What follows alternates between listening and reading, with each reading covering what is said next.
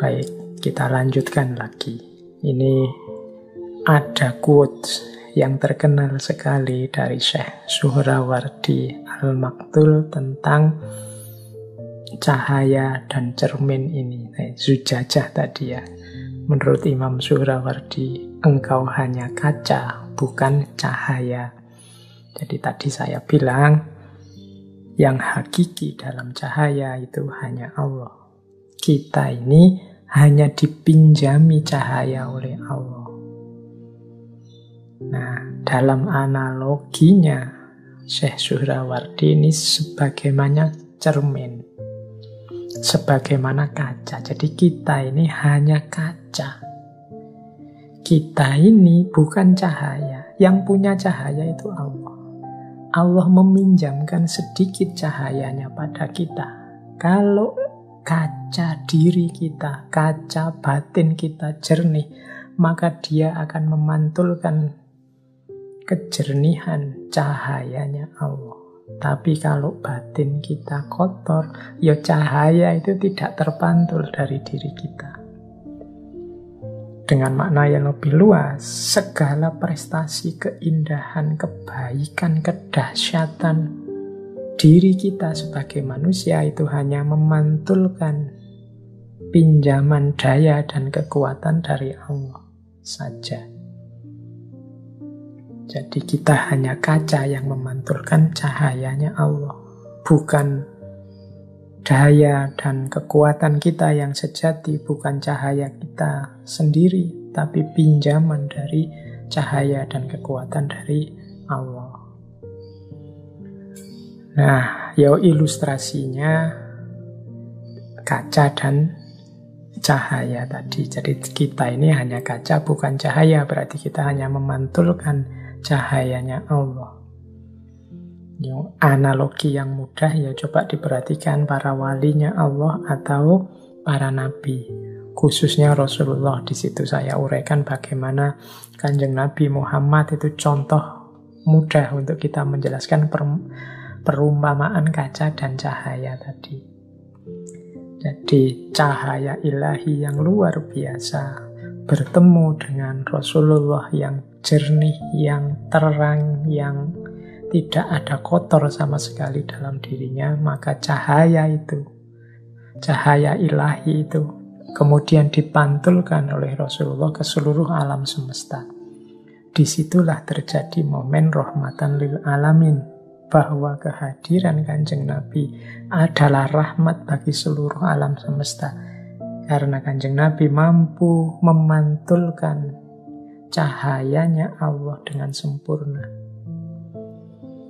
Jadi sebagaimana cermin yang menghadap matahari, kalau cermin ini sangat jernih, maka dia bisa memantulkan cahaya matahari dengan luar biasa terang. Nah, itu ilustrasinya. Maka sejauh mana kita bisa memanifestasikan dalam hidup kita diri kita sebagai rahmatan lil alamin, berarti sejernih apa kaca diri kita, sejernih apa batin kita yang mampu memantulkan cahaya Allah yang hadir dalam diri kita. Disitulah nanti akan terjadi rahmatan lil alamin. Mengapa hari ini rasanya kok agak berat mewujudkan yang rahmatan lil alamin ini? Mungkin karena kaca cermin kita kurang jernih. Jadi kita sibuk dengan banyak hal-hal lain yang menjadi hijab, sehingga kaca kita gelap. Ketika kaca kita gelap, maka dia tidak bisa memantulkan cahaya. Ya kalau kaca itu bayangkan kaca ketutup kotoran-kotoran, dari warnanya putih jernih jadi hitam. Kalau teman-teman memberi cahaya ke atas kaca yang hitam itu, ya tidak akan ada pantulan apa-apa, tidak akan merefleksikan apa-apa. Maka butuh dibersihkan dulu kacanya, baru kita mampu memantulkan cahaya, baru kita mampu rahmatan lil alamin. Makanya sering di banyak kesempatan saya mendorong teman-teman untuk secara aktif introspeksi diri, secara aktif muhasabah. Muhasabah itu nama lain dari mari kita bersihkan, kita teliti jangan-jangan banyak kotoran dalam cerminan jiwa kita. Kalau dalam cermin jiwa kita banyak kotoran, ya kalau bahasa ayat tadi zujajahnya kotor, ya misbahnya tidak ada gunanya. Setinggi apapun akal pikiran, sedahsyat apapun hidayah dari Allah dalam bentuk Al-Quran, dalam bentuk kebenaran, keimanan, tuntunan Kanjeng Nabi, tidak ada gunanya karena cermin kolbu kita yang kotor. Jadi di titik inilah sebenarnya kuncinya filsafat cahaya. Jadi bagaimana kita memantulkan cahayanya Allah ke seluruh alam semesta. Ini sebenarnya tugas kita. Baik, ambil nafas sebentar. Semoga sedikit banyak sudah ada yang bisa ditangkap dari yang saya sampaikan malam hari ini. Titik-titik kunci dari bahwa hakikat hidup kita adalah merindukan cahaya dan mencari cahaya. Namun itu tidak ada gunanya kalau batin kita kotor. Karena ketika batin kita kotor, keruh, maka cermin jiwa kita tidak akan bisa menangkap cahaya, apalagi memantulkannya. Baik, sudah ya istirahatnya sebentar. Yang mau minum silahkan minum. Sudah 1 jam lebih saya bicara tentang cahaya.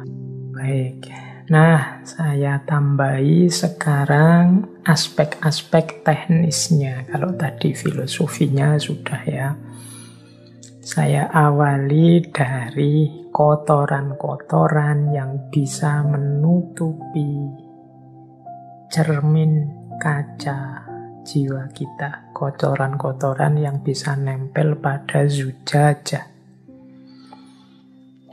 Atau dalam istilah para sufi sering disebut hijab. Hijab itu berarti penghalang. Inilah yang menghalangi jiwa kita, batin kita untuk menangkap cahayanya Tuhan. Ya kalau menangkap saja tidak bisa, bagaimana bisa memancarkannya? Yang pertama, ini yang PR berat kita ini. Ini sebenarnya levelnya paling rendah sih, tapi kita masih sering terjebak di sini, yaitu dosa dan maksiat.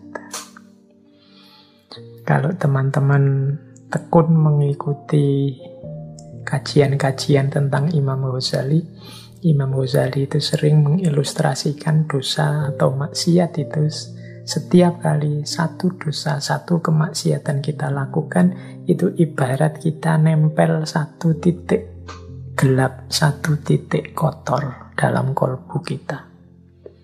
Nambah dosa lagi, nambah satu titik lagi. Nambah dosa lagi, nambah satu titik lagi, sampai di titik ketika kolbu kita gelap sama sekali, terhijab sama sekali, maka mungkin kita sudah tidak ngerti lagi apakah kita ini sedang jauh atau sudah dekat dengan Allah.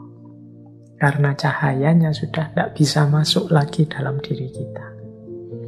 Inilah yang nanti membuat ada loh orang itu ilmunya tinggi, pinter, mungkin jabatannya luar biasa di tengah masyarakat. Tapi rasanya yang keluar dari beliau, dari kata-kata, dari tindakan, mungkin dari kebijakan, kok semakin jauh dan menjauh dari Allah. Kemungkinan batinnya sedang gelap, kotor oleh tumpuan-tumpuan dosa atau maksiat.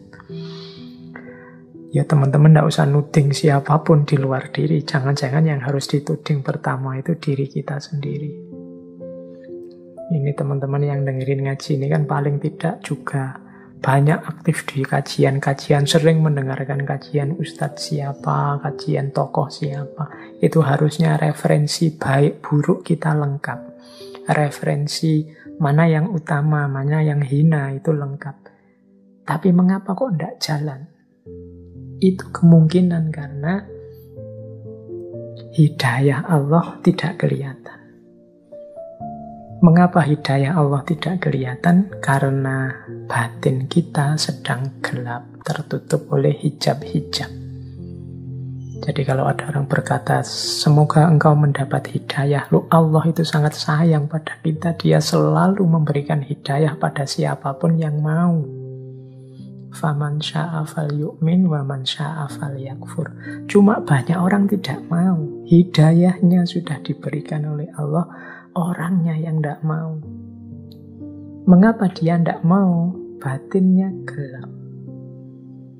Jadi dia tidak bisa memilah dan memilih. Wong yo gelap.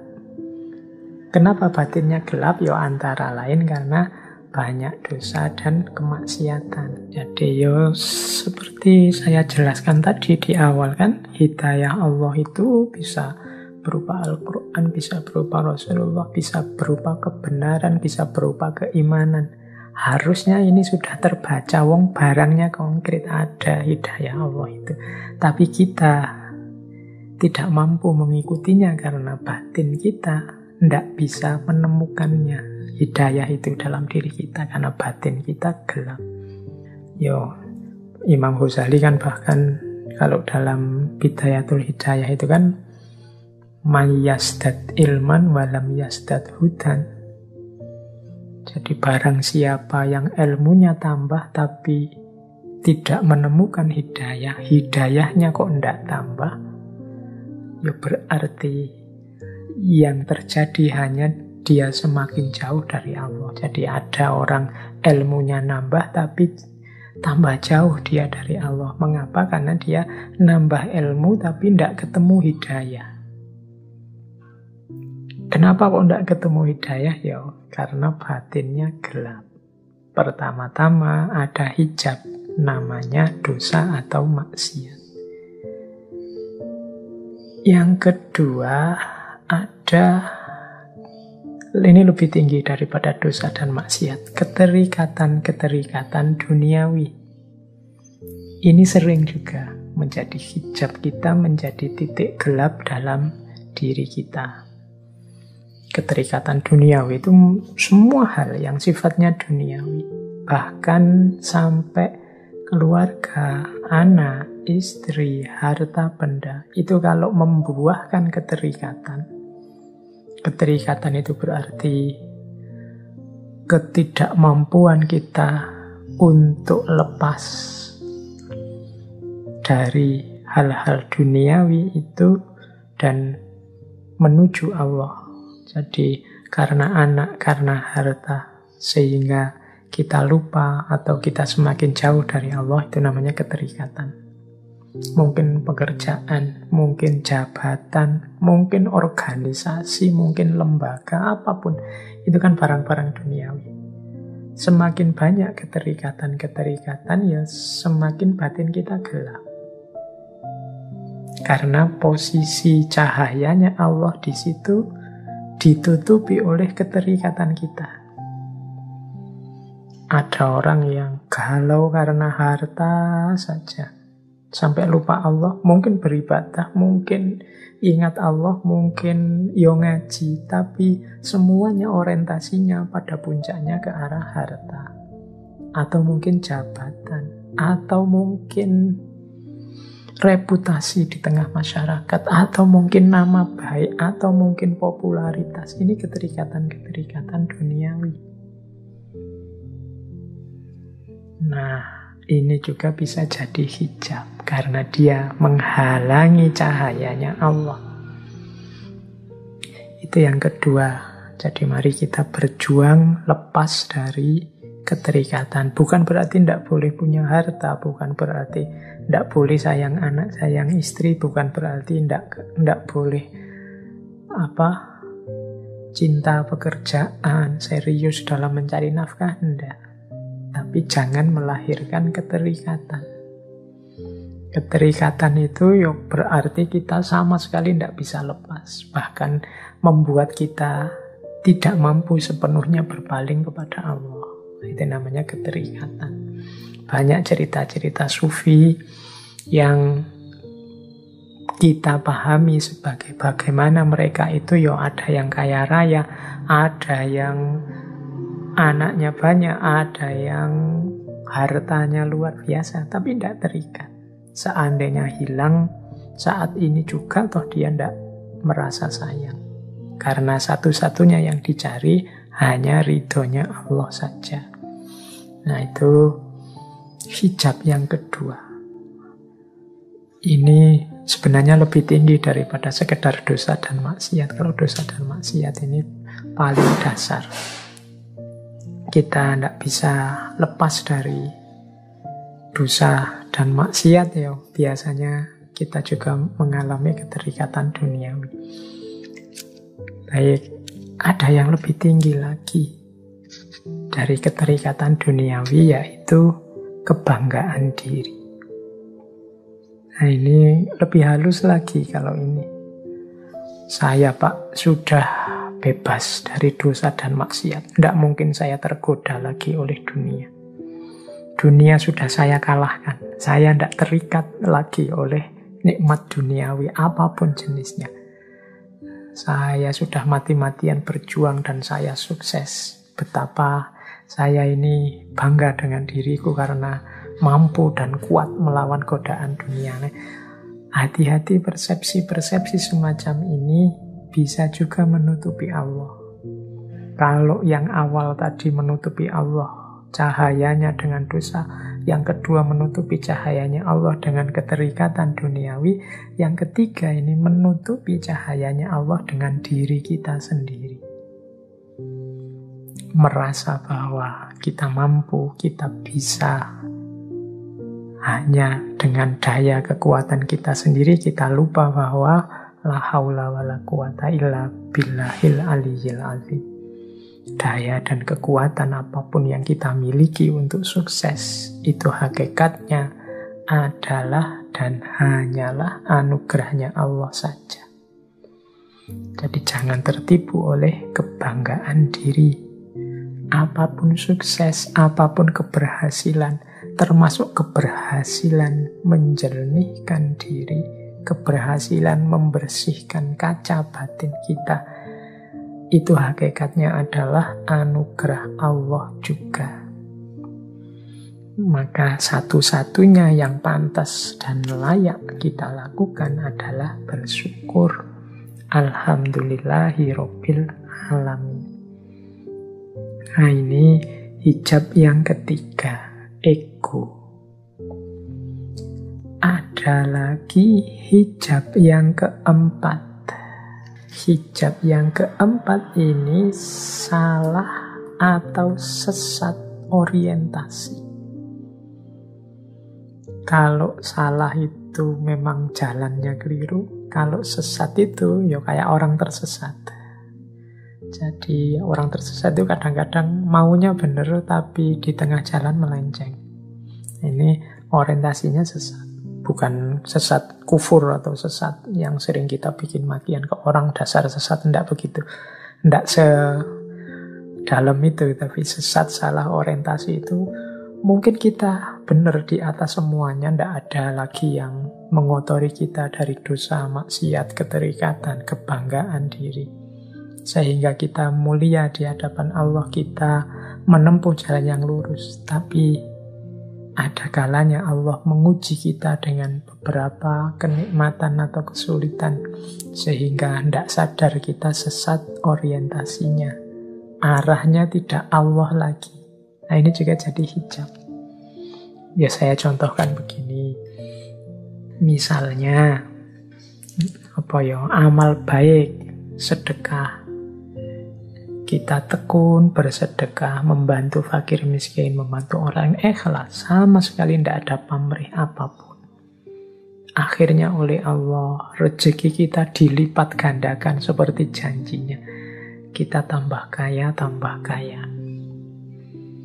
Nah, begitu sadar bahwa Allah ini melipat gandakan hartaku karena aku rajin sedekah dengan ikhlas. Enaknya sedekahku tak tambah lagi biar Allah lebih melipat gandakan lagi.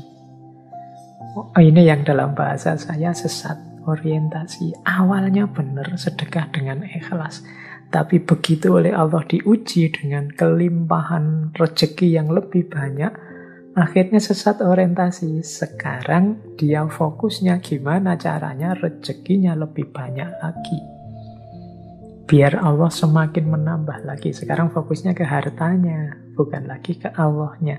Nah, ini sesat orientasi.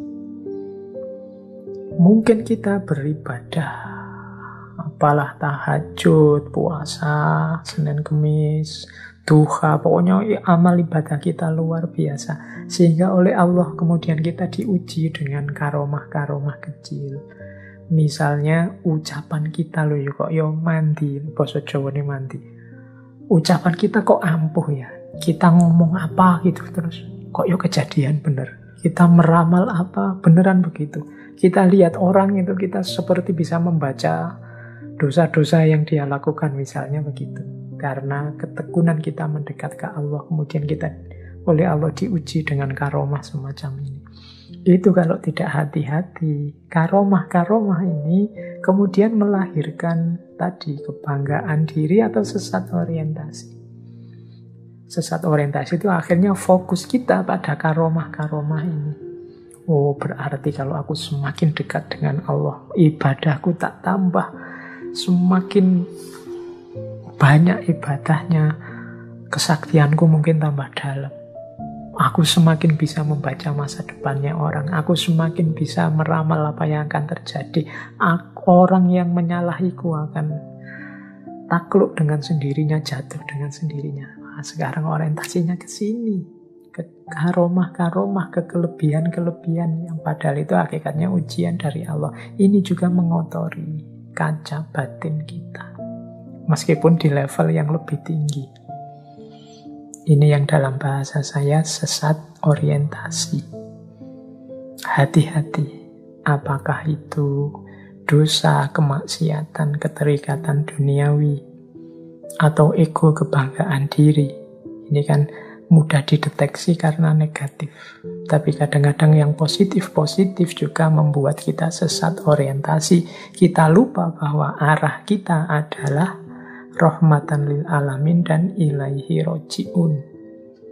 Menyebarkan cahaya ke sekeliling kita dan kembali kepada Allah. Jadi berarti jalan kita yang sejati adalah jalan kembali pada Allah.